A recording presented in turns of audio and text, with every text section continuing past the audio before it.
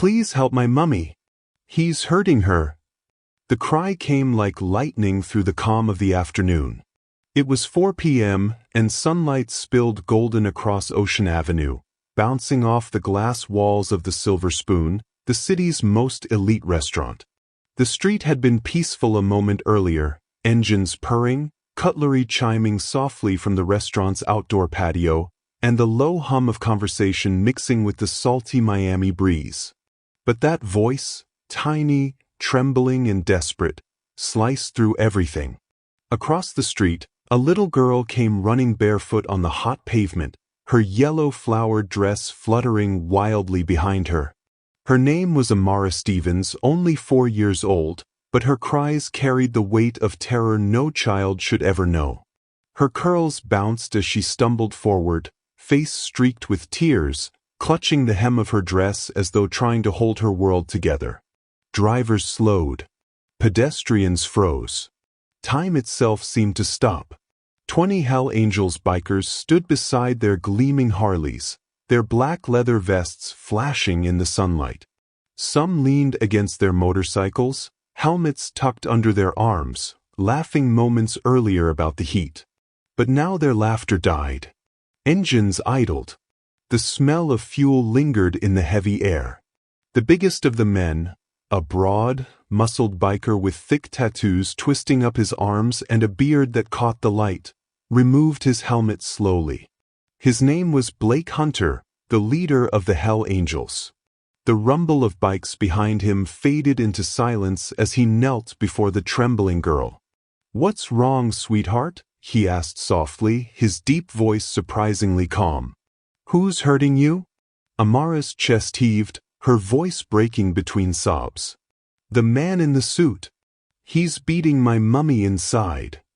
She pointed back toward the glistening glass doors of the Silver Spoon, where sunlight shimmered against polished marble and luxury cars lined the curb.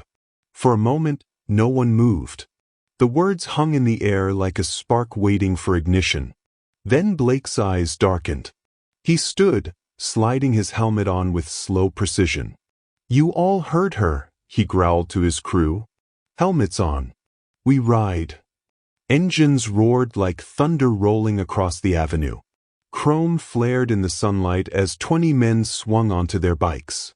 The child's sobs were swallowed by the deafening rumble of loyalty, anger, and purpose. The world had just shifted, and the Silver Spoon was about to learn that angels don't always come with wings. Sometimes they ride Harleys.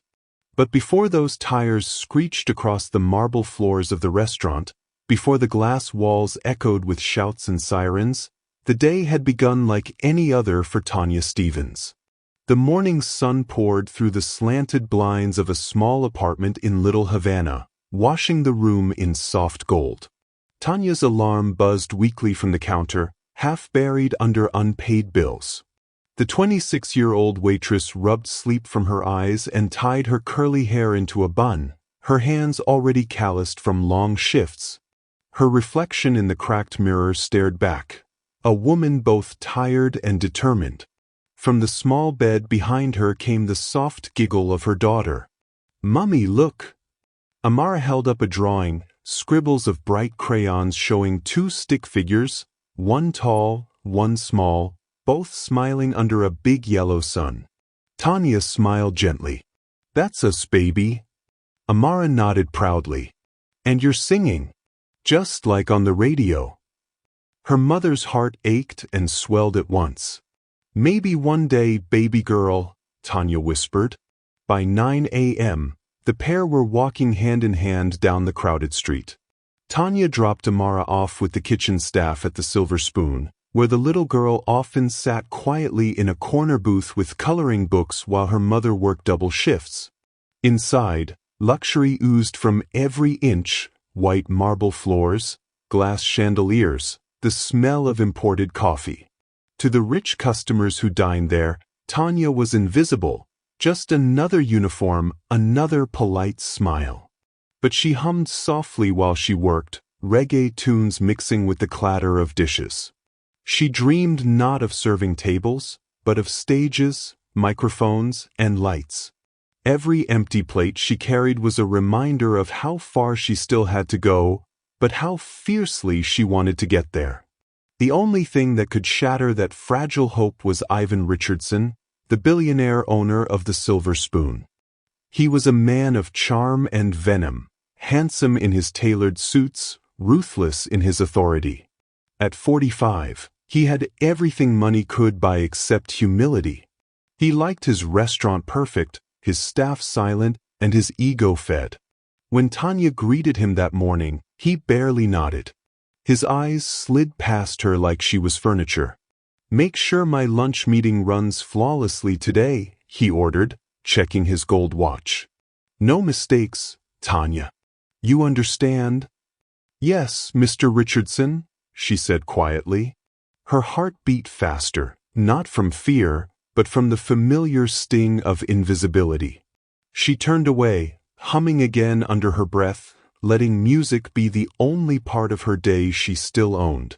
As the sun climbed higher, the restaurant filled with laughter, chatter, and the clink of silver.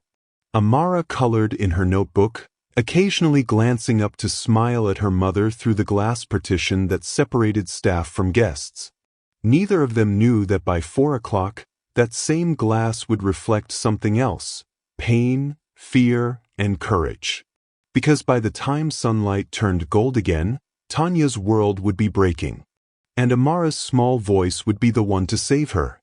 Now, before we get deep into the story, I would love to request a little favor from you.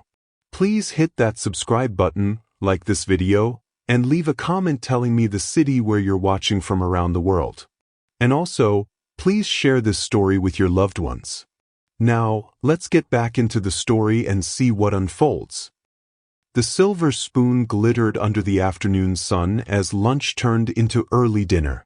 The hum of luxury cars filled the valet line, and waiters rushed between tables carrying silver trays and champagne flutes.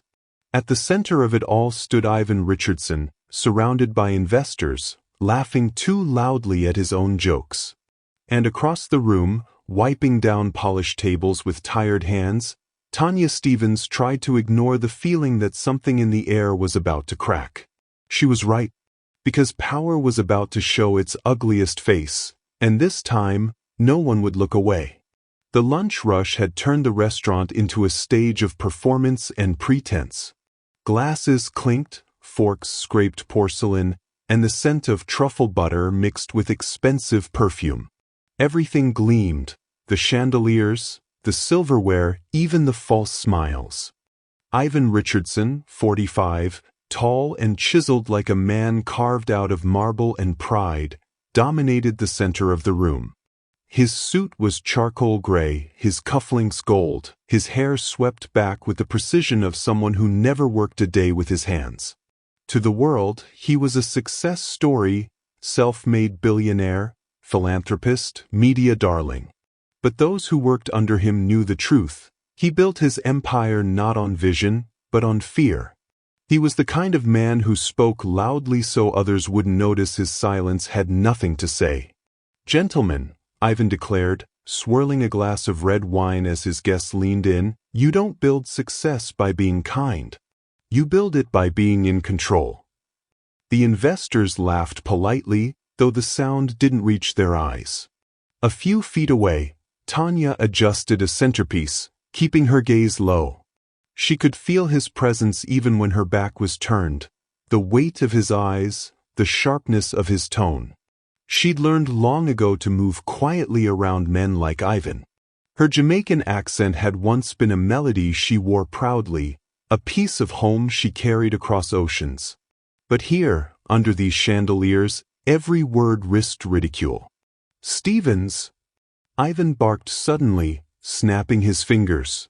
"Where's the caviar platter? My guests aren't paying for delays." Tanya turned, clutching her notepad. "Right away, Mr. Richardson. It's being plated." "I didn't ask for excuses," he snapped. "I asked for service." A few of the guests exchanged awkward glances. One man coughed softly, another adjusted his tie. But no one spoke up. No one ever did. Tanya lowered her head. Yes, sir. As she hurried toward the kitchen, she whispered under her breath, a melody barely audible, "One day me sing, one day me rise." It was a habit she couldn't break, singing to herself when nerves took hold. Music was her armor, even when her hands shook. Inside the kitchen, heat and chaos collided, the hiss of frying pans, the clang of plates, the chef's voice shouting orders over the din. Tanya worked fast, grabbing the platter of caviar and champagne glasses. Her reflection in the steel counters looked ghost-like, weary but holding on. Outside, through the restaurant's tall glass facade, 20 motorcycles idled at the curb. A group of bikers had stopped in for burgers and beers at the cafe next door, their laughter and low rumbles of conversation spilling into the street. Their leader, Blake Hunter, leaned back on his Harley, sunglasses low on his nose, tattoos gleaming in the sun. He watched the flow of customers entering the Silver Spoon, men in suits, women in pearls, and smirked. "Whole other world in there," said Bear, his second in command, lighting a cigarette. Blake shrugged. "Worlds like that fall faster than they think." He had no idea how soon his words would prove true. Back inside, Ivan's luncheon grew louder. The men at his table were discussing profits, mergers, and egos. Ivan soaked in their attention like sunlight. "Success," he said, leaning back in his chair, "is about control. Even the smallest detail reflects discipline, or the lack of it." As if on cue, Tanya approached quietly with the caviar tray balanced on one hand, Amara trailing behind her with a small smile. The child had been sitting in her usual corner booth coloring but had insisted on following her mother to help. "Stay right by the wall, baby," Tanya whispered gently. "Don't move, okay?" Amara nodded, clutching her crayons. Tanya moved carefully between tables, every step measured. Her eyes flicked toward Ivan's table. She could feel the tension from across the room. She placed the caviar tray on the corner, preparing to serve, when suddenly one of the servers spun around too quickly, nearly colliding with her. The tray jostled and a tall flute of wine tipped over. The red liquid splashed across the edge of Ivan's tablecloth, spilling near his pristine white sleeve. Time froze. The chatter died instantly. The investor stared. Tanya's breath caught. I'm so sorry, sir," she stammered, reaching for a napkin. Ivan stood up slowly. The sound of his chair scraping the marble floor was louder than her heartbeat. "Do you know how much this suit costs?" His voice was low, dangerous. "I'll clean it immediately, Mr. Richardson, please." "Don't," he hissed, stepping back from her outstretched hand as if her touch was poison. "Just look at this. Do you think this is what I call professionalism?" She swallowed hard, eyes glistening. "It was an accident, sir." The tray slipped. Of course it slipped. Everything slips with you people, doesn't it? His words sliced through her like glass. A heavy silence fell over the room. Tanya froze, humiliation burning hot behind her eyes. One of the investors cleared his throat, looking uncomfortable. "Come on, Ivan, it's just a spill." Ivan shot him a glare so cold the man immediately looked away. "You're defending her?" he sneered. "She's been here how long? 2 years? And still can't carry a tray without turning it into a disaster." Tanya's hands trembled around the napkin.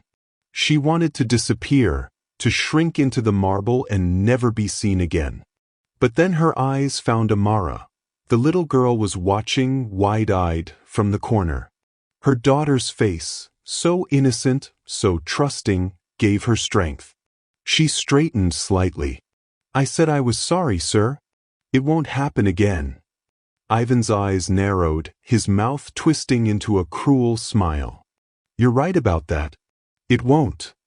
He snapped his fingers. "Clean this up and then get out of my sight. I'll decide later if you still have a job." Tanya nodded quickly, blinking back tears as she knelt to clean the spill. The investors murmured awkwardly, trying to redirect the conversation, but the energy in the room had changed. Ivan took another sip of wine, pretending not to notice the discomfort. To him, it was just another display of control. But Tanya's humiliation was complete. A few minutes later, in the kitchen, Tanya stood by the sink, washing her hands over and over though there was nothing left to clean. The cold water ran down her wrists as she fought to steady her breathing. "You okay, Tanya?" asked Rosa, one of the waitresses, a kind-eyed woman in her 30s. Tanya forced a shaky smile. "Yeah, just clumsy, I guess." Rosa frowned. "No, you're not. He's just," she lowered her voice. "He's just cruel. Don't let him see you cry. That's what he wants." Tanya nodded but said nothing. Words couldn't undo the sting. When she finally looked up, she caught her reflection again. Tired eyes, streaked mascara, lips pressed tight. And yet, even in that brokenness, she whispered to herself, "One day me sing, one day me rise." Later, as the dinner crowd began to form and Ivan's investors moved toward the bar, the tension still lingered. Tanya went about her tasks mechanically, her thoughts drifting to her notebook hidden in her apron pocket, filled with scribbled lyrics and dreams. She wished she could sing them aloud right now, drown out the laughter from Ivan's table, erase the sting of his words. But she stayed silent. For Amara. Across the street, the Hell Angels had parked their bikes and taken seats outside a roadside diner, enjoying beers and late lunches. Blake Hunter leaned back, his eyes drifting toward the shimmering restaurant. He saw Tanya briefly through the glass, a woman moving quietly between tables, her posture too careful, her eyes too heavy. Something about her struck him. Maybe it was the way she seemed invisible in a room that glittered with everything money could buy. He took a sip of beer, jaw tightening slightly. "Ever look at a place and feel like something's about to go wrong?" he muttered. Bear followed his gaze. "That fancy spot? People like that live soft. Nothing happens to them." Blake's eyes lingered a moment longer. "Yeah," he said quietly. "Maybe that's the problem." Back inside, Tanya and Amara were finishing the last of the cleanup. The day was winding down, but the storm in Ivan's eyes hadn't passed. He watched Tanya as she worked, his pride still smarting from the earlier spill. He smiled thinly, raising his glass to his guests. "Some people don't understand the meaning of standards," he said loud enough for her to hear. "It's not their fault, of course. It's where they come from." Laughter rippled around the table, awkward but obedient. Tanya's chest tightened. She turned away, taking Amara's small hand. "Come, baby," she whispered. "Let's go to the back." Amara looked up. "Are you okay, Mama?" Tanya forced a smile that didn't reach her eyes. "Of course, my love. Mama's fine." But she wasn't. Not really. Because something in Ivan's gaze promised that this humiliation wasn't the end, it was only the beginning. And outside, across the street, the men who would one day change everything were still there, unaware that fate was already setting the stage for their return. By 4 o'clock, the silver spoon shimmered like a jewel under the late afternoon sun. Light spilled through the glass walls, bouncing off wine glasses and polished silver. The restaurant was calm on the surface, soft jazz floating through the air, waiters gliding smoothly between tables, but beneath that perfect rhythm, tension simmered. Tanya Stevens could feel it. She'd worked through the lunch rush with quiet grace, swallowing the sting of humiliation from Ivan's earlier outburst. Every smile she gave to a guest, every "good afternoon, sir," was a mask she'd perfected over years of necessity. But her hands still trembled whenever she passed Ivan's table. In the corner booth, Amara sat with her coloring book, swinging her small legs beneath the seat. She was used to waiting for her mother, used to the clang of dishes, the smell of food, the endless bustle. She looked up occasionally, eyes following Tanya's every move with quiet pride. The clock struck 4. Dinner service began. The sunlight outside turned golden, painting the room in warm light that should have felt peaceful, but didn't. At the front of the room, Ivan Richardson was a storm contained in a suit. His investors had returned for evening cocktails before flying out, and his smile was sharp as glass. "Gentlemen," he said, gesturing toward the windows, "take a look. The Silver Spoon isn't just a restaurant, it's a statement. Every detail, every inch of marble, tells people who's in control here." He said it loud enough for Tanya to hear. She kept her head down, clearing a nearby table, pretending she didn't exist. That was how you survived men like Ivan, by being invisible. But the day's peace was already fragile, and it didn't take much to shatter it. "Stevens!" The sound of her name cracked across the room. Tanya turned sharply, her heart skipping. "Yes, sir?" Ivan stood near the bar, frowning as he gestured toward an empty table that hadn't been reset yet. "Do you plan on working today, or are you just here for the free air conditioning?" I was clearing the last table, sir. I'll get that one right now." "Now?" he snapped. "It should have been done 10 minutes ago. Are you incapable of doing two things at once?" The words hit her like stones. Heads turned. The bartender froze mid-pour. Tanya lowered her eyes, gripping her rag tightly. "No, sir." "Then move faster." She did. Her hands shook as she wiped the surface, her pulse racing. The air around her felt too still, too heavy. Every sound seemed magnified: the scrape of chairs, the tick of the clock, the soft clink of glasses. From her corner, Amara watched silently. Her crayon hovered above the page, her little chest rising and falling with each tense moment. Moments later, Tanya slipped into the kitchen to grab fresh napkins. The air was thick with steam and the scent of butter and garlic. The sous chef, a quiet man named Felix, gave her a sympathetic look. "You okay?" he asked softly. "I'm fine," she whispered, forcing a smile. "He's just having one of his days." Felix shook his head. "He's always having one of his days." Before she could answer, the kitchen door burst open. Ivan stepped in, his expensive shoes clicking against the tile. "There you are." His tone was sharp, dangerous. "When I say something needs to be done immediately, I mean immediately, not when you feel like it." Tanya froze, the stack of napkins trembling in her hands. "I'm sorry, Mr. Richardson. He closed the distance in 2 strides, his presence suffocating. "Don't talk. Listen." I said don't talk," he barked. His hand shot out, grabbing her wrist before she could step back. His grip was iron, fingers digging into her skin. She gasped in pain, trying to pull free, but he only tightened his hold.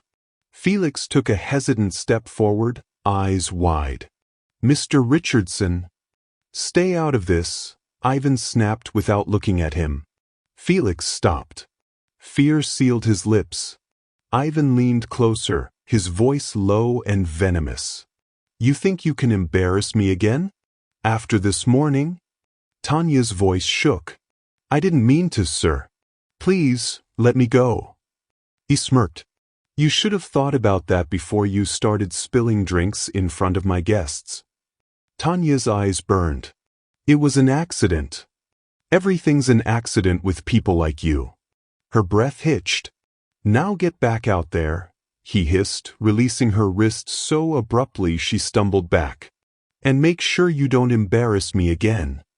He turned and strode out, leaving the kitchen thick with silence. Felix looked at her helplessly. "Tanya." She shook her head, rubbing her wrist. "It's fine." But her voice cracked. "I'm fine." By 4:20, the restaurant was full again. Customers laughed, glasses clinked, and the golden light from the windows made the room glow like it was dipped in honey. It was almost beautiful, if not for the storm brewing in Ivan's eyes. He had spotted Tanya again, and she knew it. Every time she passed his table, she felt his gaze like heat on her back. The investors were halfway through their drinks, their conversation light but shallow. One of them, a younger man in a navy suit, seemed uneasy, watching how Ivan's tone sharpened whenever Tanya walked by. "So, how many employees you have here?" the man asked casually, trying to shift the mood. Ivan chuckled. "Too many if you ask me. Half of them can't tell a bottle of Bordeaux from boxed wine." The others laughed politely. Tanya placed a new bottle on the table, hands steady despite her trembling heart. "Would you like me to pour, sir?" she asked softly. Ivan looked up slowly, eyes glinting. "Oh, you're still here? I thought I told you to disappear after your last mess." Her chest tightened. "Sir, just pour the wine," he said curtly. She obeyed, tilting the bottle gently. But her wrist still ached, and a few drops slipped down the neck of the glass. Ivan's jaw clenched. "Can't even pour properly." Tanya's throat went dry. "I'm sorry, sir." He leaned back in his chair, voice rising so the whole restaurant could hear. "You know what the problem is? Standards. Nobody has them anymore. People like her come in, smile pretty, and think they belong here." The laughter around him faltered. His investors shifted uncomfortably. One of them whispered, "Ivan, maybe you should."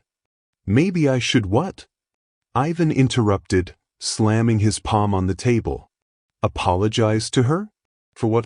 "For expecting competence." The sound echoed through the restaurant. Tanya flinched, her hands shaking now. Her gaze darted to Amara's booth. The little girl was standing now, coloring book forgotten, her tiny face pale with fear. "Sit down, baby," Tanya mouthed quietly, but her daughter didn't move. A waiter passing nearby tripped on a loose napkin, and a tray clattered to the floor.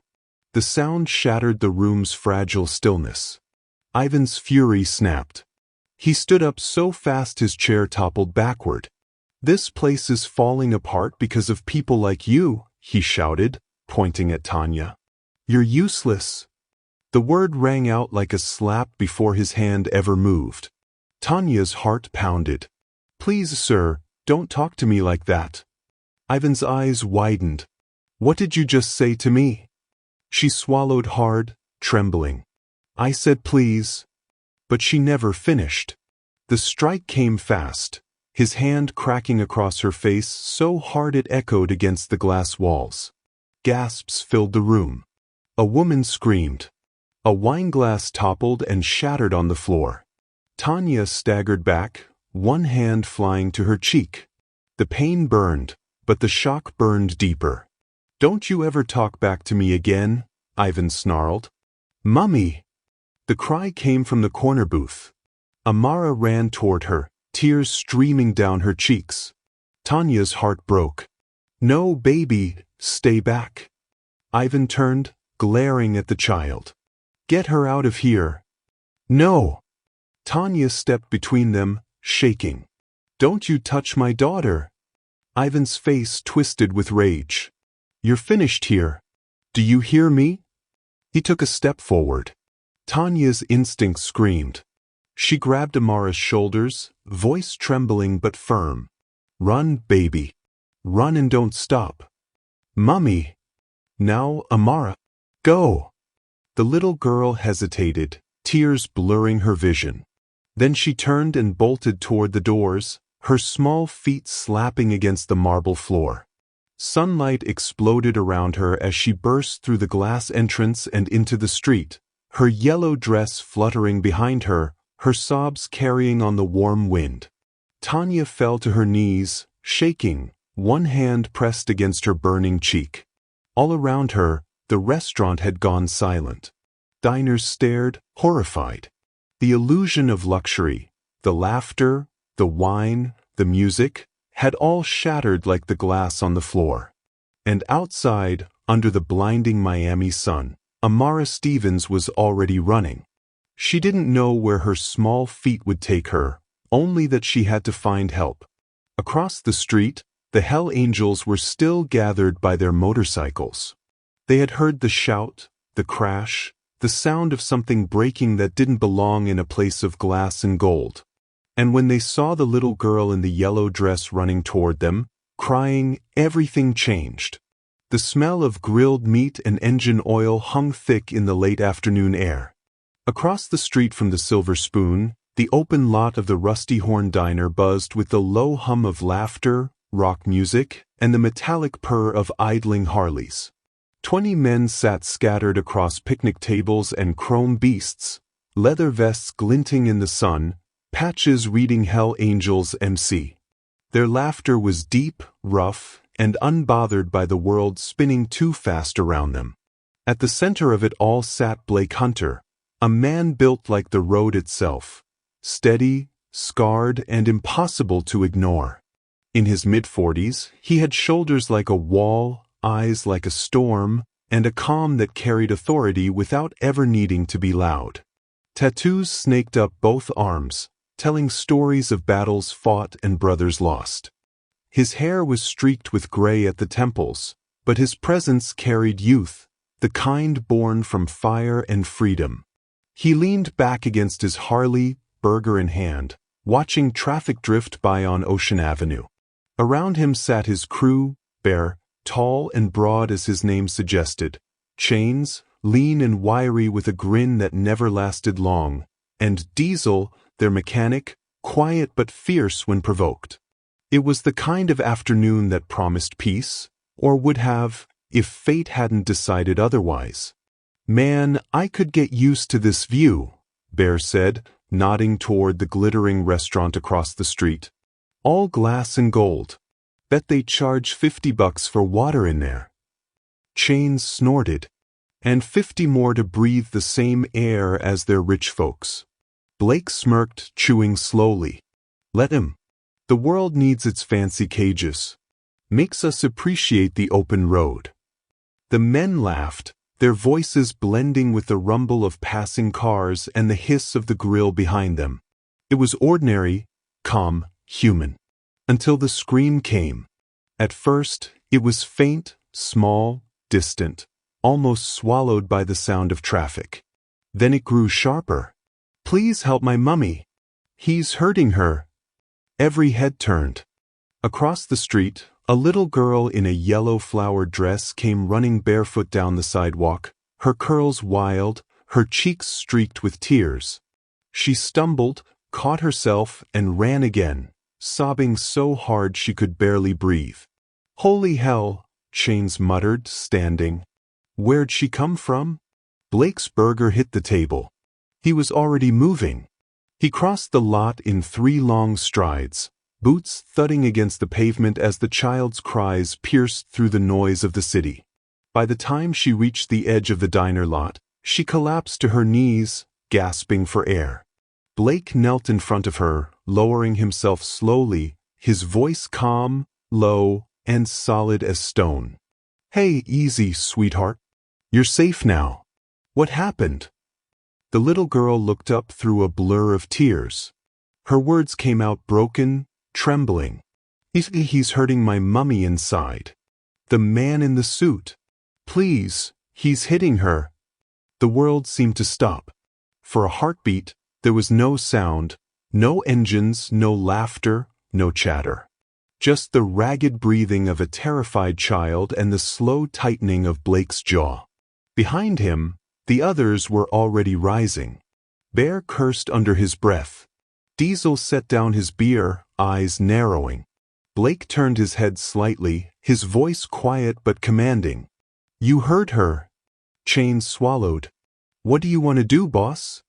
Blake stood, the sun catching the steel of his belt buckle and the ink across his forearm that read "Ride for the Fallen." He slid on his helmet. "What we always do," he said. "We don't ignore cries for help." He turned back to the girl and knelt again for a moment. "What's your name, sweetheart?" "Amara," she sniffled. "My name's Amara." "Amara." Blake's voice softened. "You did the right thing coming here. We'll take care of your mum, okay? I promise." She nodded, her small hand trembling as she pointed toward the silver spoon. "It's that big shiny place. Please hurry." He reached out, brushing a tear from her cheek with a calloused thumb. "Stay right here, Tamar. Don't move until we come back." He rose to his full height, turned toward his men, and barked the words that would echo down Ocean Avenue. "Helmets on. We ride." Engines thundered to life. The sound hit like a storm breaking open the sky, 20 Harleys roaring in unison, shaking the ground beneath them. Pedestrians stopped. Heads turned. Phones came out.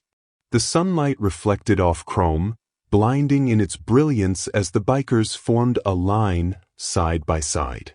Blake swung his leg over his Harley, the leather creaking under his weight. He twisted the throttle once, the engine snarling like an animal ready for war. Across the lot, Amara watched, wide-eyed, hands clasped together as the men she'd never met transformed from strangers into soldiers. "Hold on, Mama," she whispered through tears.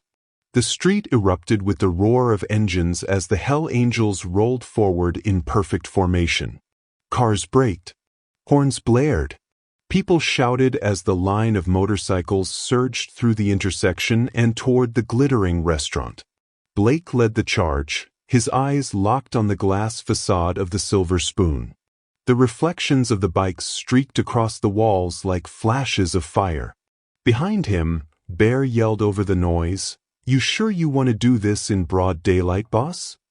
Blake didn't answer right away. His gaze hardened, jaw clenched. Some things shouldn't wait for dark. They cut across the road, engines rumbling deep enough to make the windows vibrate. By the time they hit the curb, the crowd outside had scattered. Waiters at the front doors froze, their trays trembling in their hands as the first Harley rolled over the sidewalk. Blake braked hard, dust rising around him as the other riders fanned out like a wall of steel and leather. He lifted his visor and looked through the glass doors.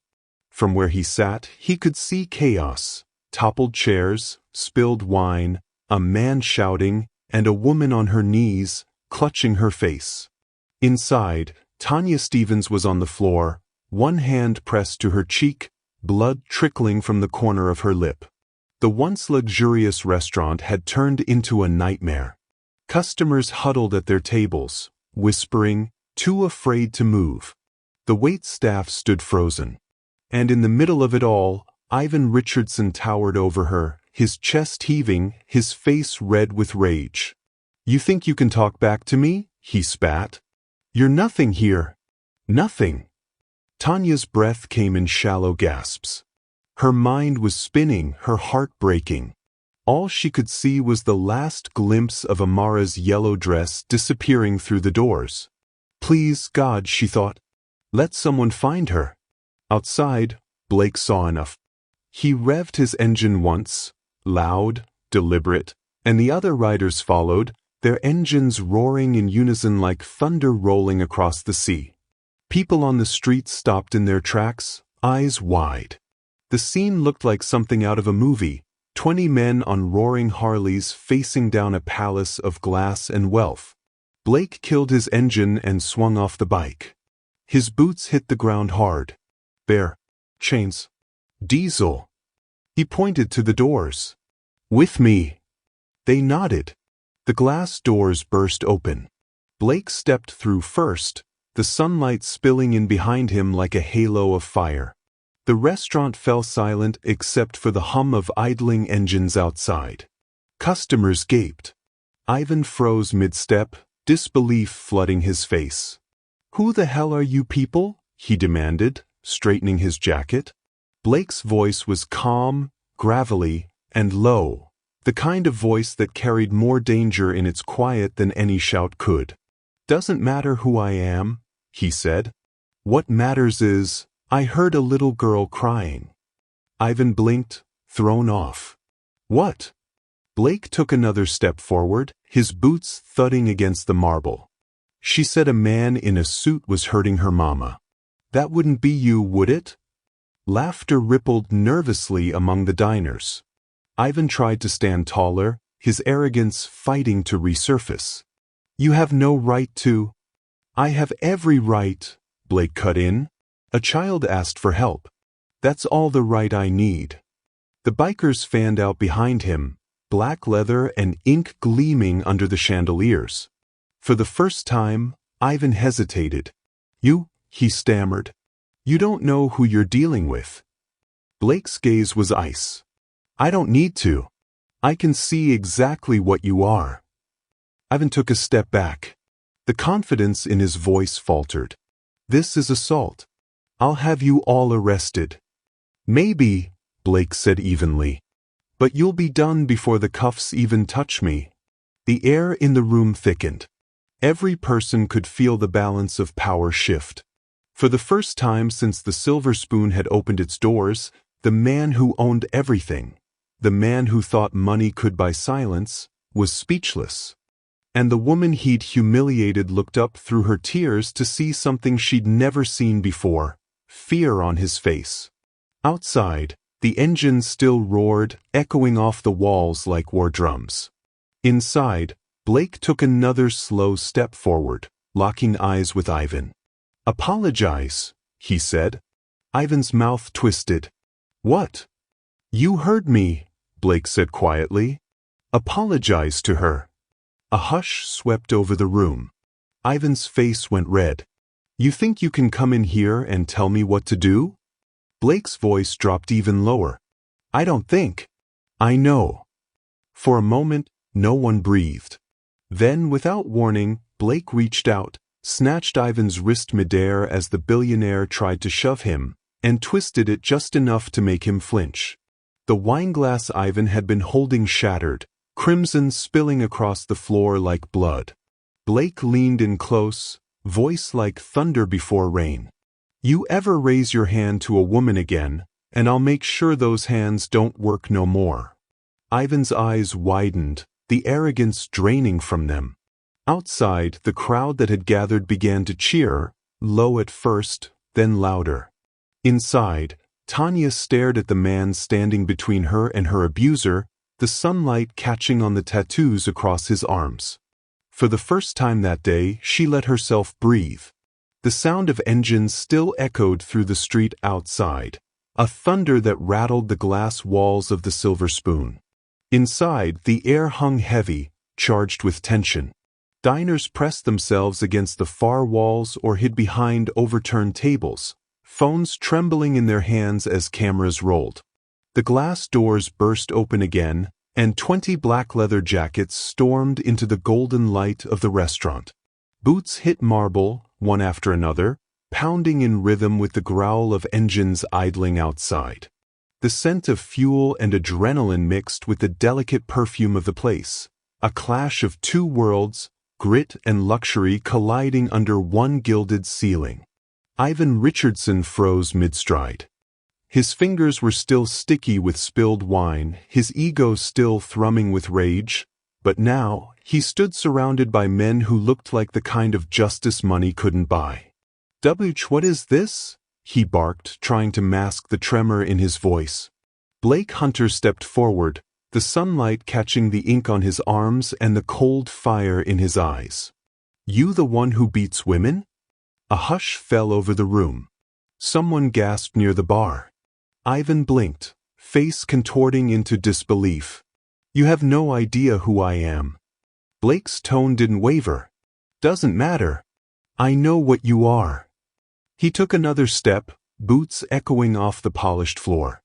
The bikers behind him fanned out like sentinels, Bear blocking the exit, Chains leaning against a column, Diesel standing guard near Tanya, who was still on her knees beside a broken tray, her breath coming in short, frightened bursts. Ivan tried to recover his composure, straightening his jacket with trembling hands. "You think you can walk in here like this?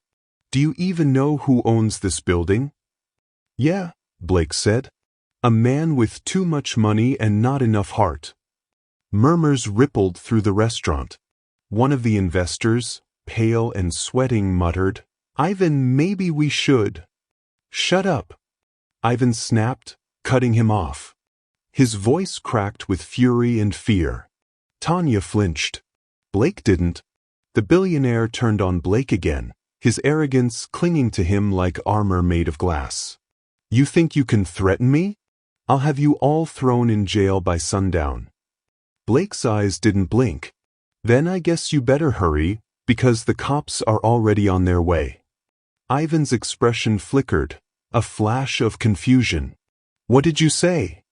The chef called 911, Blake said calmly, jerking his chin toward the kitchen doorway.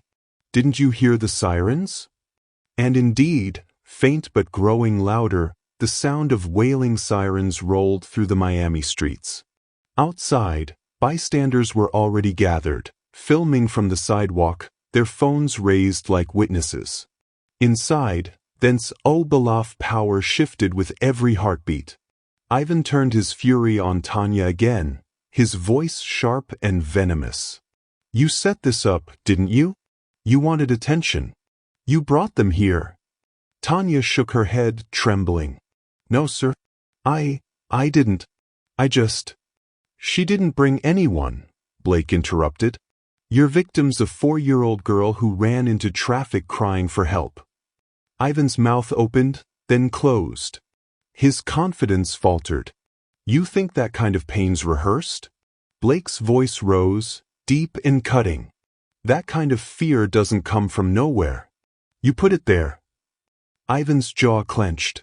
You're making a mistake. Blake took one more step forward. No. You made the mistake the moment you raised your hand to her. For a second, the room was silent except for the steady hum of the engines outside. Then Ivan, desperate to reclaim control, lunged forward.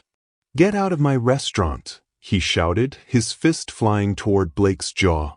But Blake was faster. In one fluid motion he caught Ivan's wrist midair. The crack of bone and leather echoed through the restaurant. Ivan let out a startled cry, not from injury, but from shock, as his hand froze in Blake's iron grip. Blake's voice dropped to a growl. You lay another hand on her, and you'll be eating through a straw for the rest of your life. The billionaire struggled, face flushing red. Let go of me. Blake twisted just enough to make him wince. Not until you understand what fear feels like. Gasps filled the air. A wineglass toppled from a table, shattering across the floor. Bear stepped closer, folding his massive arms. You heard the man. Apologize. Ivan's voice came out as a snarl. To her? She's a nobody. Diesel's boot kicked the broken glass aside with a screech. Funny, coming from a man crying in front of a crowd. Chains laughed quietly.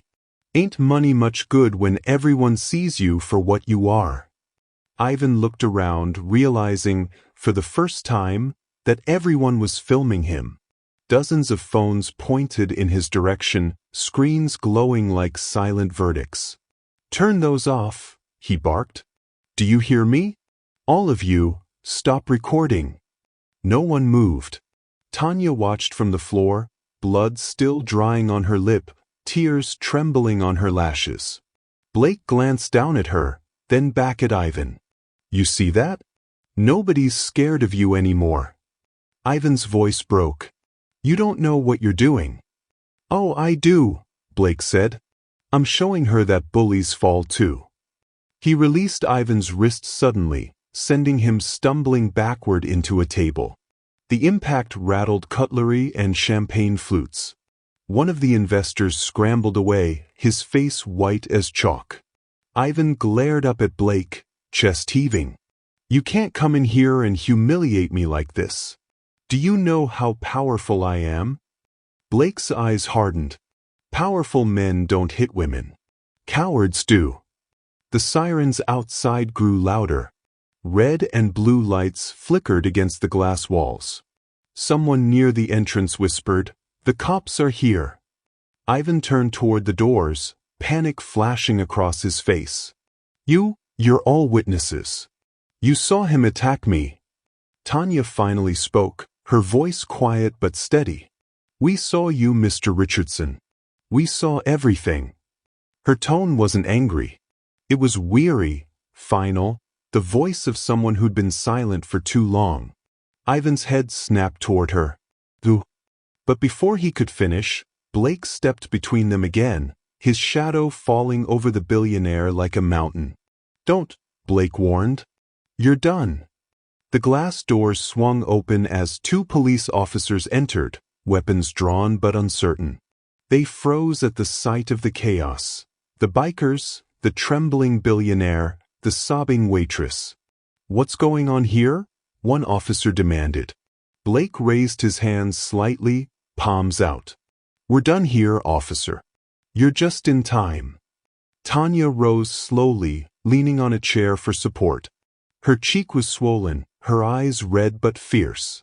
"That's him," she said quietly, pointing to Ivan. "He's the one who hit me." The taller officer's gaze shifted to Ivan. "Sir, is that true?" Ivan sputtered. "Of course not. Look at them, they're thugs. They stormed my restaurant."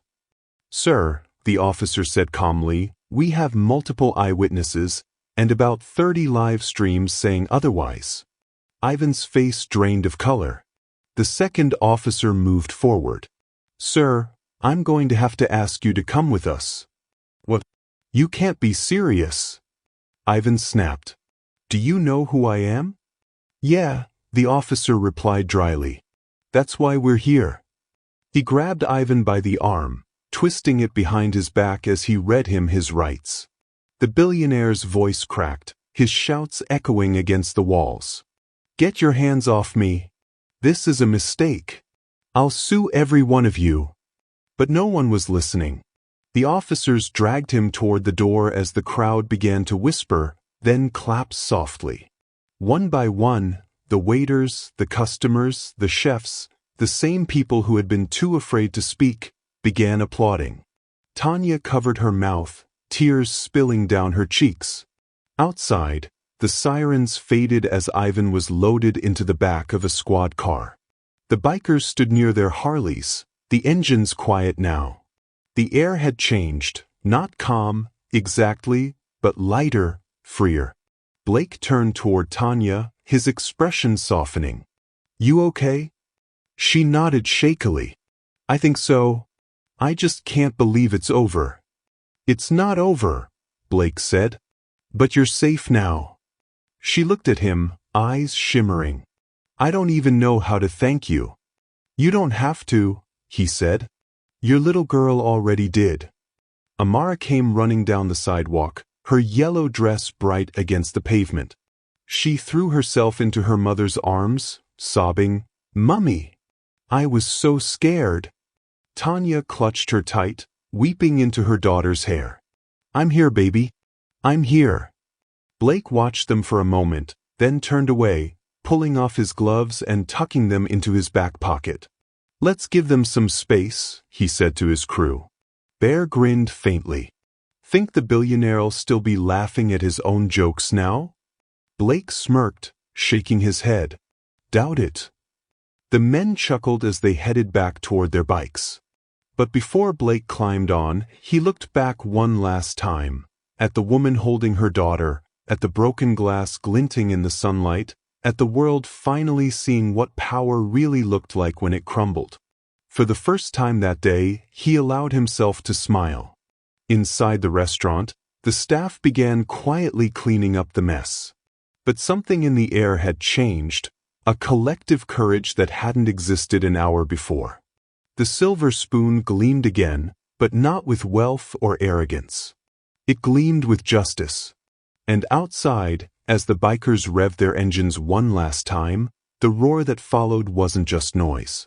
It was a warning, to every man like Ivan Richardson, that somewhere out there, angels still rode on two wheels. The street outside the Silver Spoon pulsed with flashing red and blue lights. The once serene and glittering avenue was now chaos. Police cruisers lined the curb, reporters jostled for position, and dozens of bystanders whispered in awe as the story of what had just happened began to spread like wildfire. Inside, the air was thick with disbelief. Shattered glass sparkled across the marble floor, and the soft hum of the air conditioner couldn't mask the murmurs or the faint whimper of a child clutching her mother. Tanya Stevens sat on the floor near a corner booth, her back pressed against the wall, arms wrapped around Amara. Her cheek was swollen, her hands still trembling, but her daughter's heartbeat against her chest grounded her in reality. It was over. Or at least, it was beginning to be. Across the room, Ivan Richardson was still shouting, his voice hoarse from outrage. "You can't do this. I own this city. You hear me?" he barked at the officers. His designer suit was rumpled, his perfect hair in disarray. The polished image he'd built over decades was cracking before everyone's eyes. The lead officer, a woman with dark braids and sharp eyes, ignored his tantrum. She glanced at her partner. "Get him cuffed. Now." Ivan jerked his arm away as they tried to take him. "Don't touch me. These people attacked me. That woman, she's lying. She..." Blake Hunter stepped forward from where he and his crew stood by the door. His calm, grounded presence silenced the room again. He looked at Ivan with a steady gaze that carried no hatred, just truth. "No," Blake said, voice low but carrying across the room. "You're the problem." Ivan turned red. "You think you can talk to me like that?" Blake didn't answer. He didn't need to. The officers snapped the cuffs tight around Ivan's wrists. The metallic click echoed like judgment. The crowd exhaled as though the air itself had been held hostage. From the kitchen doorway, the sous chef stepped forward hesitantly. "Officer, I saw it," he said, voice shaking. "He hit her. I've seen him grab other staff too, yell, threaten, even fire people for nothing." Another waiter spoke up, emboldened. "He's been doing this for years. We were just too scared to say anything." The officer nodded, taking notes as phone screens began lighting up around the room. Guests replayed the footage they'd captured. Ivan's slap, Tanya's collapse, Blake's intervention. Every angle told the same story, power breaking under the weight of truth. Tanya held Amara tighter, tears rolling silently down her face. The chaos around her blurred into distant noise. She could hear her daughter whispering, "It's okay, Mummy." The angels came. Tanya kissed her forehead and whispered, "Yes, baby." They did. As officers led Ivan through the door, reporters surged forward, microphones thrust into the flashing lights. "Mr. Richardson, is it true you assaulted one of your employees? Did the bikers attack you or rescue her? How do you respond to the public outrage online?" Ivan tried to force a smirk, but the cameras caught the tremble in his jaw. "This is all lies. I've done nothing wrong." "Tell that to the internet," someone muttered as phones recorded every second. The moment he was shoved into the police car, the first live streams hit social media. Within minutes, the hashtags were trending. Hashtag Silver Spoon Scandal. Hashtag Angels on Two Wheels. Hashtag Justice for Tanya. Across the city, screens lit up. News anchors interrupted broadcasts, influencers reacted, and online users flooded comment sections with outrage and admiration. Billionaire Ivan Richardson arrested for assaulting waitress, rescued by Hell Angels. One headline read. Another, Power meets its match in leather jackets and loyalty. Back inside, Blake helped Tanya to her feet. His hands were steady, surprisingly gentle for someone built like a wall. "You sure you're all right?" he asked. She nodded faintly. "I think so. Just tired." Amara tugged at Blake's vest. "Thank you for saving my mummy," she said, her small voice trembling. Blake crouched down, a rare softness breaking through his rough features. "Hey, you're the brave one, sweetheart. You ran for help when everyone else froze." Amara sniffled. "I didn't know if you'd listen." Blake smiled. "Little one, when someone cries for help, we always listen." Bear grinned behind him. "That's our rule number one." The line made Amara giggle through her tears. Tanya looked at them, these rough men with tattoos and heavy boots, and realized they were the gentlest people she'd met in years. As the crowd began to disperse, a few customers approached Tanya, hesitant but sincere. "Miss Stevens, we're so sorry," one woman said softly. "We should have done something sooner." Tanya shook her head. "You don't have to apologize. You saw it. That's enough." But inside, she knew it wasn't. Fear had made everyone silent for too long, and she had almost paid the price. A police officer approached her with a clipboard. "Miss Stevens, we'll need you to come down to the station to make a statement. We'll get you checked out by the paramedics first, okay?" Tanya nodded, wincing as she touched her cheek. "Yes, of course." Blake placed a reassuring hand on her shoulder. "We'll be right outside if you need anything." She looked at him, unsure how to express what she felt. "You don't even know me. Why did you help?" He smiled faintly. "Because nobody helped my sister once. I don't let that happen again." The words hung heavy between them, raw, honest, unpolished. Outside, the bikers mounted their Harleys again, the metallic growl filling the evening air. Reporters rushed toward them, shoving microphones forward. "Blake Hunter, you led the charge. How does it feel to be a hero?" He swung a leg over his bike and shook his head. "We're no heroes. We just did what was right." Diesel revved his engine, nodding toward the flashing lights. "You see a woman getting hurt, you don't think. You act." Bear chuckled. "World'd be better if more folks did." With that, the 20 engines roared as one, and the Hell Angels rolled out into the Miami sunset, leather, steel, and smoke trailing behind like ghosts of justice. Hours later, Tanya sat in a quiet waiting room at the police precinct. The hum of vending machines and the flicker of fluorescent lights filled the silence. Amara slept in her lap, her tiny hands still clutching the hem of Tanya's apron. An officer returned with paperwork. "It's all done, Miss Stevens. He's being charged with assault and battery.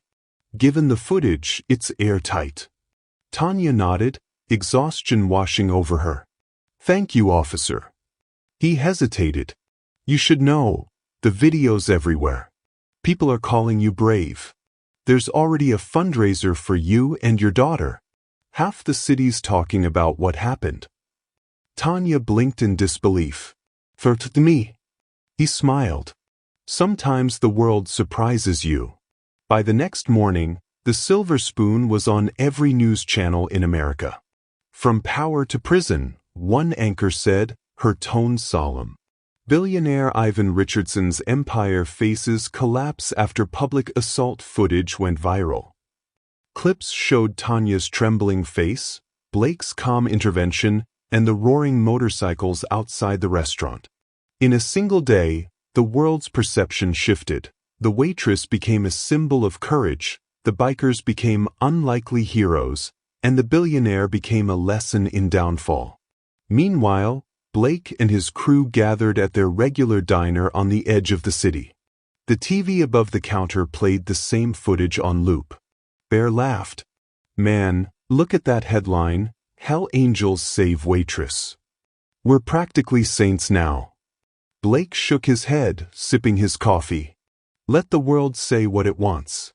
We didn't do it for the cameras." Diesel grinned. "Still, not every day we make the 6 o'clock news." Blake chuckled.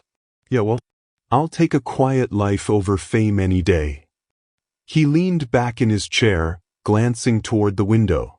Outside, the Miami skyline glowed under the fading sun. A city still humming, still flawed, but a little fairer tonight than it had been yesterday. Across town, Tanya tucked Amara into bed at a small motel room arranged by the police. For the first time in years, she felt safe. Her cheeks still ached, but her spirit was lighter. She looked at her daughter, sleeping peacefully, and whispered, "You saved me, baby." Then, through the window, she heard it, the distant, fading rumble of motorcycles. She smiled, closing her eyes. They came when we needed them most, she murmured. Real angels don't have wings. Outside, the night deepened, the stars flickering above the city. And somewhere on the highway, 20 riders disappeared into the dark, engines roaring like a promise. Justice had found its way through chrome and courage. And this time, the world had listened. The morning sun crept gently over Miami, painting soft gold across the worn curtains of the small motel room. The world outside hummed with early traffic, but inside, it was quiet, the kind of quiet that feels both fragile and sacred after a storm. Tanya Stevens stirred awake on the small bed beside her daughter. Amara slept soundly, one hand curled around the hem of her mother's apron, the same one she'd refused to let go of since yesterday. Tanya brushed a strand of hair from her daughter's forehead, her chest tightening with emotion. The bruises on her own cheeks still throbbed faintly, but the ache was nothing compared to the hollow relief that filled her heart. For the first time in a long time, no one was shouting. No one was watching her with disdain. There was only silence, sunlight, and safety. A soft knock broke through the stillness. Tanya's heart leapt, but a familiar deep voice followed. "It's just me," Blake called from the other side of the door. "Didn't mean to wake you." Tanya exhaled and rose carefully, checking that Amara was still asleep before opening the door. Blake Hunter stood there, dressed in his worn leather jacket, his tattoos half hidden beneath a gray t-shirt. In his hands, he carried a brown paper bag and a cardboard drink tray. The faint smell of coffee and pancakes filled the hallway. "I figured you two could use some breakfast," he said with a small smile. Tanya blinked, caught between gratitude and disbelief. "You didn't have to do that." "Yeah, I did," he said simply, stepping inside. "You've had a rough few days." He set the bag on the little motel table and pulled out 2 styrofoam boxes, one stacked with blueberry pancakes dripping in syrup, the other holding eggs and toast. Amara stirred at the smell and sat up, blinking. When she saw Blake, her face brightened. "You came back." Blake grinned. "Of course I did, little one.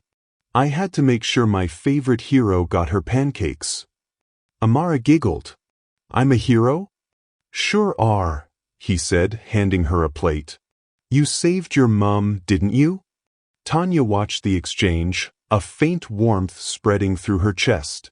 For so long, kindness had been something she gave but rarely received. Seeing this big, tattooed biker crouched beside her daughter with a paper cup of chocolate milk felt almost unreal, like the universe was trying to remind her that good men still existed. They ate quietly for a while, the morning sunlight spilling across the floor. The motel TV murmured low in the background, replaying the same story that had shaken the city. Billionaire Ivan Richardson faces multiple charges after viral video surfaces. Tanya muted it quickly, her jaw tightening. Blake noticed. "You don't have to watch that," he said softly. "Let the world deal with him now." She nodded, though her hands trembled slightly as she set down her fork. I keep hearing his voice in my head. I keep thinking maybe it's not really over." Blake leaned back in the creaky chair across from her. "It's over for him," he said firmly. "But for you? It's just starting." Tanya met his eyes. "Starting?" "Yeah," Blake said. "You got people talking. You showed the world what real strength looks like. That's not the end of your story, Tanya. That's the beginning." She smiled faintly. "You sound like a preacher." He chuckled. "Trust me, I ain't no preacher. I just call things like I see 'em."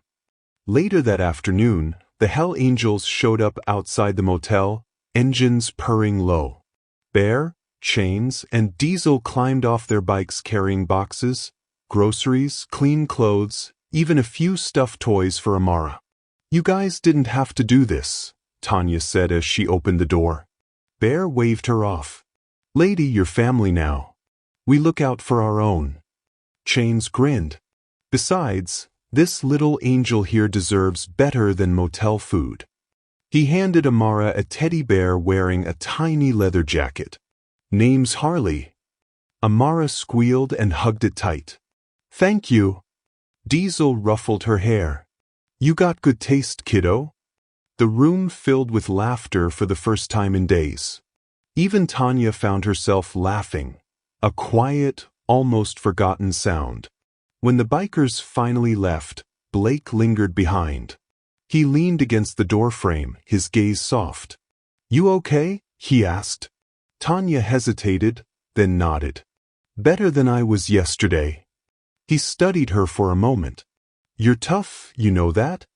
She gave a weak smile. Sometimes I wish I didn't have to be.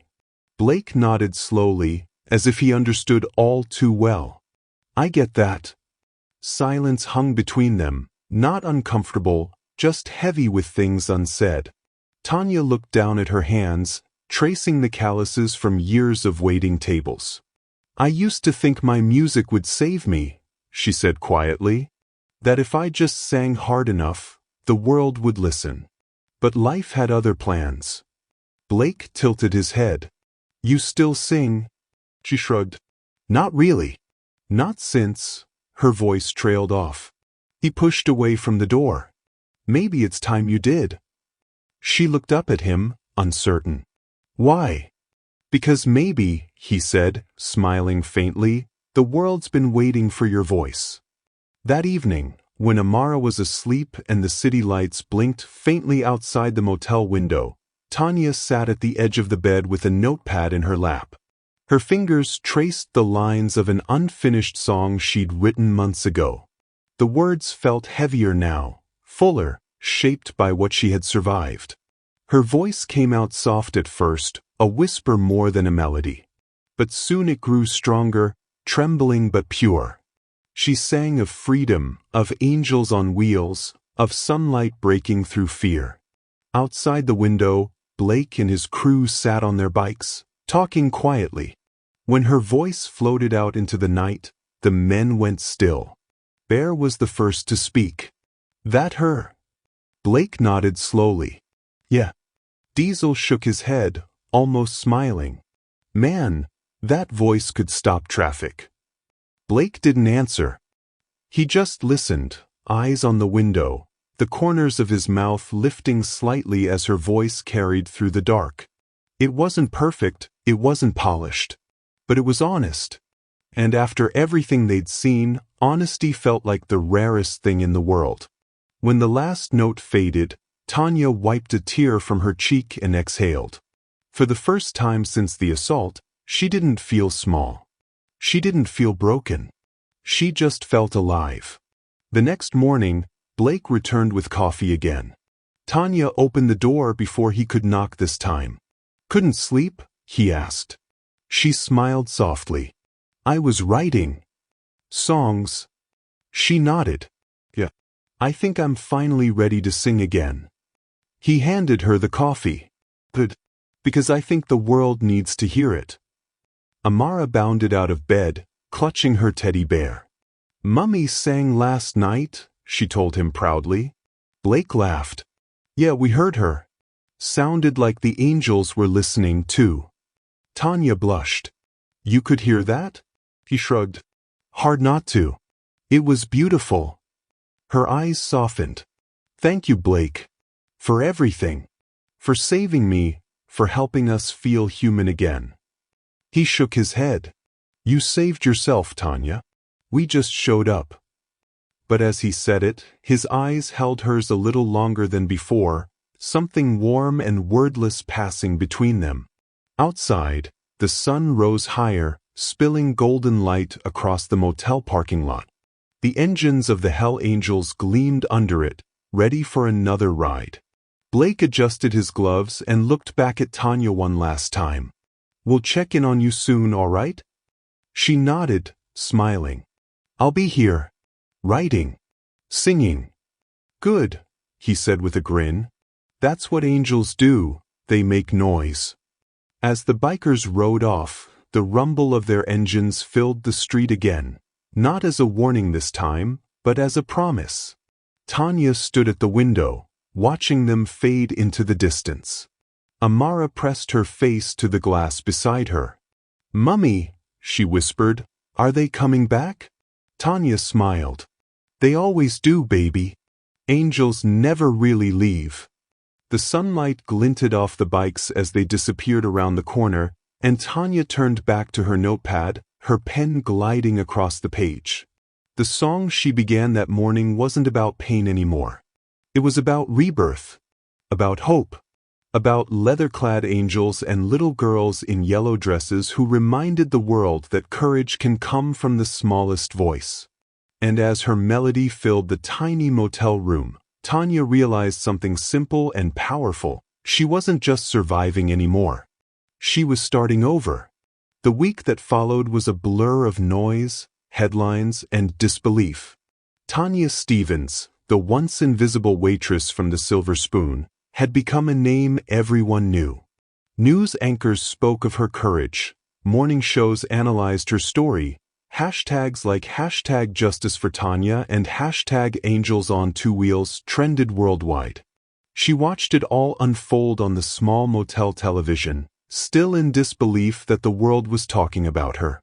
The footage played again and again. Ivan's violent outburst, Blake stepping in, Amara's tearful plea. Each time she watched, her chest tightened. But now, it wasn't fear she felt. It was pride. The world that once ignored her had finally listened. By midweek, community groups began to reach out. A local women's shelter offered counseling. A nonprofit dedicated to workers' rights called her a symbol of resilience. Then, one afternoon, an email came through on the motel's borrowed laptop. "Open mic night, the Rusty Note Cafe invites you to perform this Saturday. We'd be honored if you'd share your music and your story."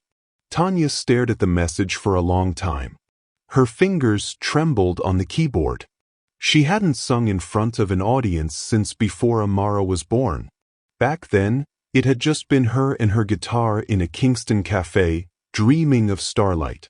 Now, her voice had survived something much harder than stage fright. When she told Blake later that day, he grinned, the kind of proud, quiet smile that made the room feel lighter. "You're really gonna do it?" She nodded. "Yeah, I think I have to. It's time." He chuckled softly. "Then I guess we better get the crew ready. Wouldn't miss it for the world." Saturday night came faster than she expected. The Rusty Note was a small, cozy cafe tucked between an art gallery and a tattoo shop in downtown Miami. The warm light from its windows spilled onto the sidewalk, and the sound of soft jazz drifted through the open door. Inside, the air buzzed with anticipation. Tables were packed, students, families, workers, even journalists hoping for a quote or a clip. And at the very back, 20 leather jackets gleamed under the low lights. The Hell Angels had arrived. Blake sat at the center, arms folded, his presence calm and grounding. Beside him, Bear nudged Chains. "Can you believe we're at a coffee shop?" Chains grinned. "Man, I ain't been in one of these since the 90s. Diesel laughed. "You can't smoke in here, so behave." Their laughter rolled softly through the room. When Tanya stepped onto the small wooden stage, the noise quieted immediately. She wore a simple white dress, her curls falling freely, and in her hands, an old acoustic guitar she'd borrowed from the cafe owner. Amara sat in the front row in her yellow, flowered dress, her teddy bear, Harley, on her lap. For a moment, Tanya just stood there, breathing in the scene, the crowd, the faces, the smell of coffee and hope. Then she leaned toward the microphone. "Good evening," she began softly. "My name is Tanya Stevens. I used to serve food here in this city, tables full of people who didn't know my name. But now I'm here to serve something different." She smiled faintly. "This song is called Angels on Two Wheels. It's for my daughter, and for the ones who showed up when no one else did." She strummed the first chord. The room fell utterly silent. Her voice rose, raw, soulful, and trembling at first, then steady as it carried through the cafe. They came on thunder, chrome and fire. When hope was fading, hearts grew tired. No wings, no halos made of gold, just leather, scars, and souls that rode. Amara's eyes filled with tears. Blake's jaw tightened, his gaze fixed on the stage. They heard a cry. They didn't ask, they broke through walls. They took the task. Not for glory, not for fame, but to make the world remember her name. Tanya's voice cracked on that last line, but the audience didn't care. Every word came from somewhere deep, a place beyond performance, beyond fear. It was survival turned into song. When she reached the final verse, her eyes landed on Blake. Sometimes angels ride the storm, not with wings but hearts that warm. And when the road is long and wide, I know they'll always be by my side. The final chord hung in the air, trembling like a heartbeat. Then the room erupted in applause. People stood, clapping, cheering, some wiping away tears. Amara ran up onto the stage, wrapping her arms around her mother's waist. "You did it, Mummy," she cried. Tanya crouched down, tears streaming freely. "No, baby. We did it." Blake stood at the back, his expression unreadable for a moment. Then he smiled, slow and proud. Bear leaned over to him. "Told you she was something special?" Blake nodded. "Yeah. She's got fire in her voice." After the show, the cafe buzzed with conversation. People approached Tanya for hugs, photos, and handshakes. The owner handed her a folded envelope. "That's from the tip jar," he said. "I'd love to have you back next month. Paid gig." Tanya blinked in surprise. I thank you." Before she could say more, a woman in a tailored suit approached. "Miss Stevens? I'm from the Miami Community Arts Center. We're launching a music therapy program for survivors of abuse. We'd be honored if you'd join us, to teach, perform, maybe even lead sessions." Tanya's breath caught. "You're serious?" "Absolutely," the woman said. "The city's already fallen in love with your story. Now they need your voice." Tanya pressed a hand to her heart, overwhelmed. "Thank you. Truly." Outside the cafe, the night air was warm and soft. The Hell Angels gathered around their bikes, laughter and pride filling the street. Blake handed Tanya a paper cup of coffee. "You were incredible up there," he said. She smiled shyly. "I was terrified." He chuckled. "You didn't look it. You looked free." She looked at him for a long moment, the glow from the cafe lights catching in her eyes. "You know, I think I finally understand something." "What's that?" he asked. "That music isn't just what I do," she said quietly. "It's who I am. It's how I heal." Blake nodded, his voice low. "Then don't ever stop." Across the street, a digital billboard flickered. Ivan Richardson faces multiple lawsuits, empire in ruins. The once untouchable man had lost everything: investors, reputation, fortune. Former employees came forward, recounting years of verbal and physical abuse. His assets were frozen pending investigation. For Tanya, justice no longer meant revenge. It meant freedom. A few weeks later, she stood on a small outdoor stage at the Miami Community Center, surrounded by families, volunteers, and survivors. She was there not as a waitress, not as a victim, but as a performer, as someone who had turned pain into melody. Amara sat front row again, waving a paper sign that read, "Go Mummy." Blake and the crew parked their bikes nearby, nodding in silent support. When Tanya began to sing, her voice floated over the park, warm and bright. Children laughed, people danced, and for a brief moment, the world felt whole again. As the last note faded, Tanya closed her eyes, whispering a silent thank you to the angels on two wheels, to her daughter, to the strength she never knew she had. Later that night, Blake walked her home to the small apartment above the bakery that she and Amara had just moved into. At the doorway, Tanya turned to him. You know, I still can't believe any of this is real. Blake smiled faintly. It's real, Tanya. You earned it. She looked down, then back at him. You think the world really wants to hear me sing? He nodded once. I think the world's been waiting for it. For a moment, they stood there in silence, two survivors of different battles, bound by something that didn't need to be named. Then Blake adjusted his jacket and stepped back. Good night, Songbird. Tanya smiled softly. Good night, Blake. He walked away down the quiet street, the rumble of his bike soon joining the echo of the others waiting nearby. From her window, Tanya watched as they rode off beneath the streetlights, a trail of chrome and thunder fading into the night. She turned back toward her daughter's room, where Amara was already fast asleep, and whispered to herself, We made it, baby.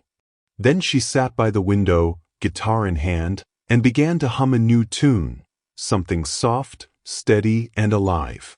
It wasn't about fear anymore. It was about freedom. The smell of fresh bread drifted through the open window of the small apartment above Marina's bakery, mixing with the faint hum of morning traffic below. For Tanya Stevens and her daughter Amara, it smelled like peace. It smelled like home. It had been 6 weeks since the chaos at the Silver Spoon, and life had finally begun to settle into something beautiful, something ordinary. The apartment wasn't big, but it was theirs. Cream-colored walls, a second-hand couch, a tiny balcony with 2 chairs, and a record player Blake had brought as a housewarming gift. Tanya loved it. Every creak in the floorboards, every beam of sunlight that filtered through the curtains reminded her of how far they'd come. She stood at the stove now, humming softly as she stirred a pot of cornmeal porridge, her hips swaying in rhythm. The melody was one of her own, a song she'd written called Home Again. No mansion tall, no silver spoon, just sunlight in a simple room. No more fear, no more pain, just me and my baby, whole again. The tune filled the apartment like a prayer.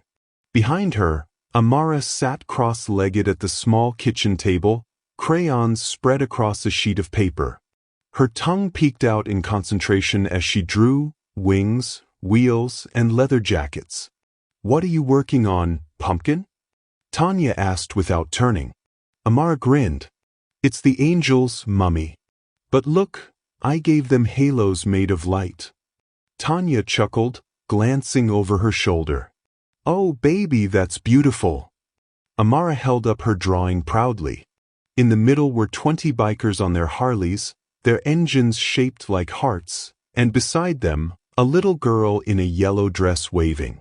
Above them, she'd written in bright purple crayon, Angels on 2 wheels. Tanya's eyes softened. You really like drawing them, huh? Amara nodded eagerly. Because they saved us. And because they make the loudest music. That made Tanya laugh. You're not wrong there. The knock at the door came just as Tanya was setting breakfast on the table. She wiped her hands on a towel, smiling. Speak of the angels. When she opened the door, Blake stood there, sunlight spilling across his shoulders. Behind him, Bear, Diesel, and Chains waited on the landing, each holding something.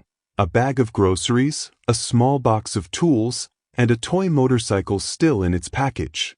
Morning, Songbird, Blake said, that familiar grin tugging at his beard. We brought some supplies. And Diesel promised he wouldn't track oil on your rug this time. Diesel rolled his eyes. That was once, man. Tanya laughed and stepped aside. Come in, all of you. Amara will lose her mind. As they entered, Amara squealed, running toward Blake. Uncle Blake. Blake crouched to her level, catching her in a gentle hug. Hey, sunshine. You been behaving.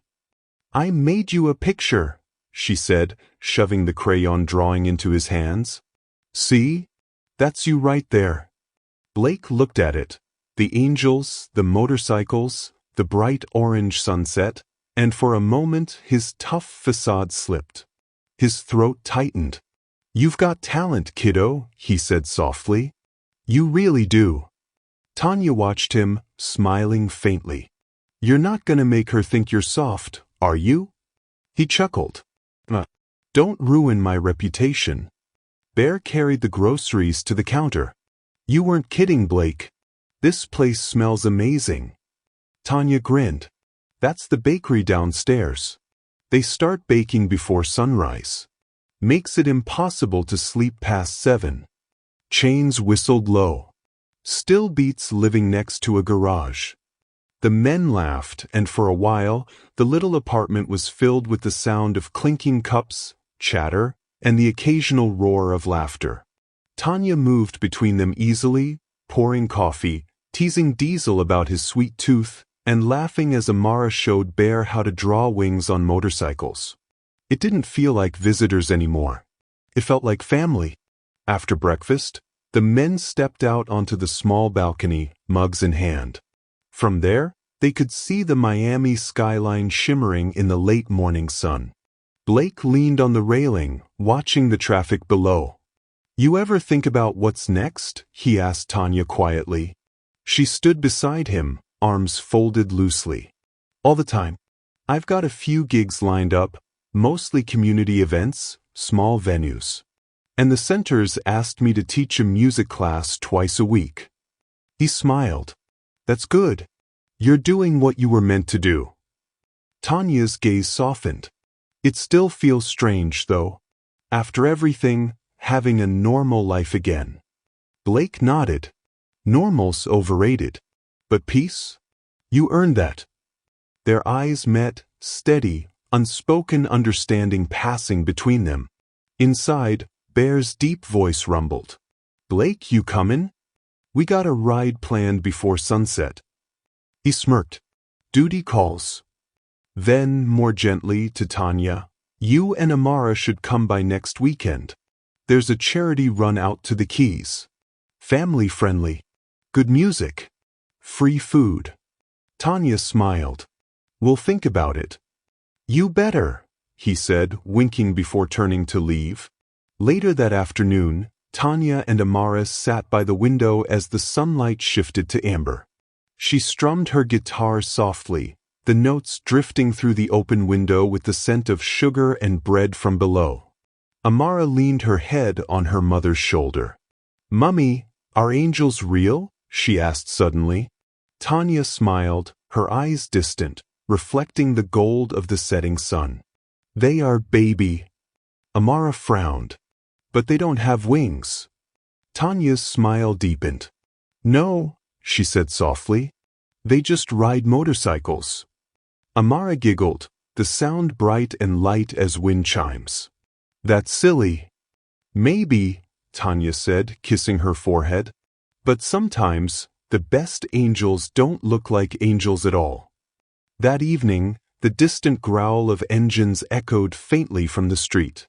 Tanya stepped out onto the balcony and saw them, 20 Harleys rolling down Ocean Avenue, the sunset painting them in shades of fire and bronze. Blake rode at the front, his jacket catching the light, the Hell Angels emblem gleaming like a badge of honor. As they disappeared into the horizon, Tanya's newest song played softly from her record player inside.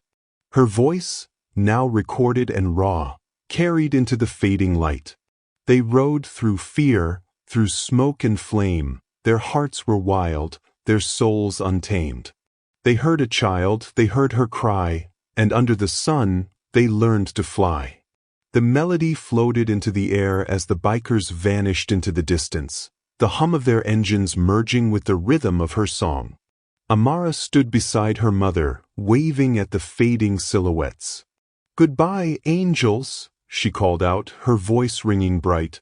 Tanya smiled, resting a hand on her daughter's shoulder. "They'll be back, baby. Angels always come back." They watched until the last shimmer of chrome disappeared beyond the palm-lined streets, swallowed by the orange and pink of twilight. Inside, Tanya turned off the stove and set 2 plates of dinner on the table. The apartment glowed with warmth, the golden hour light, the smell of home-cooked food, the hum of a life rebuilt. As she sat down with Amara, a soft wind blew through the open window, carrying the faint echo of distant engines. And for the first time in years, Tanya didn't feel like she was surviving anymore. She was living. Later that night, when the city was quiet, Tanya stood by the window once more. Her guitar rested against the wall, her daughter fast asleep. She gazed at the moonlit streets and whispered to herself, "Thank you." Then she smiled, a single tear glinting in her eye. "Because sometimes," she murmured, "angels don't have wings. Sometimes they ride Harleys." The wind caught her words and carried them away, down the street, over the hum of the city, and out toward the open road where 20 riders disappeared beneath the stars. Their engines roared like a heartbeat, a song of courage, kindness, and the promise that somewhere, someone would always listen when a child cried for help. Thank you so much for staying with us all the way till the end of this powerful story. This story was about courage, humanity, and how hope can rise even from the darkest moments. The greatest lesson in this story is simple but unforgettable. Real strength doesn't always roar. Sometimes it cries out for help, and sometimes it answers that cry. We've seen that angels don't always come with halos or wings. Sometimes they wear leather jackets, ride Harleys, and carry compassion where the world expects none. If this story touched your heart, please support our channel by subscribing, liking, and sharing this video with your family and friends. Let's keep spreading stories that remind the world that kindness and courage still exist. We'll be posting another beautiful story tomorrow, so make sure to turn on the notification bell so you don't miss it. And before you go, don't forget to check out the previous story now showing on your screen. It's another emotional tale that will move you deeply. Until next time, keep believing in good people. And remember, sometimes angels don't have wings. Sometimes they ride Harleys.